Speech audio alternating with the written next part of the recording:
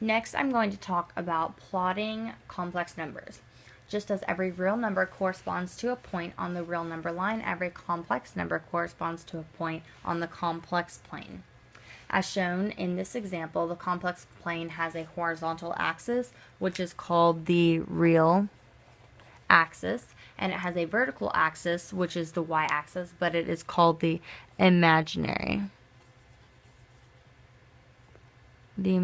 axis. Basically, the real part's value is the x-intercept, and the imaginary part's value is the y-intercept. So going back to standard form, all of these problems are written in standard form, which is a plus bi, where the a is the real part, which real, bi is the imaginary part, imaginary.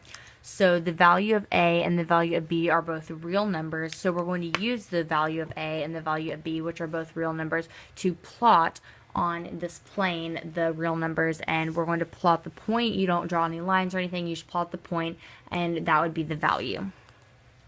So with that being said, we're going to start with our first problem, 4 minus 2i. First, we're going to need to find out what the real value is and what the imaginary value is. A, which is 4, is real. Negative 2, because you keep the sign, is the b, which is imaginary.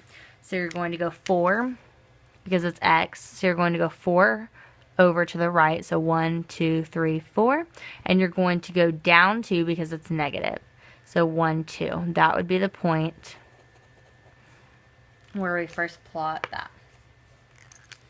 Second, we have 5i. 5i, because it has the I, that would make it with, even though it well, it is in standard form, but even though it doesn't have an a value, the a value would be 0. So 0 plus 5i. The 5i, because it's with the I, you know that that's going to be the imaginary part of the equation. So you know that the 5 would be the y. So you're going to start at the origin and go up 5 because it is positive. So 1, 2, 3, 4, 5. You know the x is 0. That's going to be your next point. Lastly, we have negative 2 minus 3i. You know negative 2 is the a, negative 3i is the b, or negative 3 is the b. So negative 2 equals the x.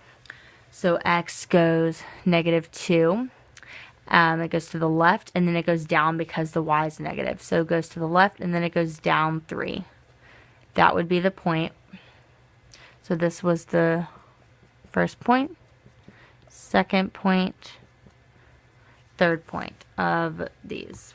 And you don't draw any lines or anything, you just show that this is real, this is imaginary, and you point them accordingly and according to the complex standard form.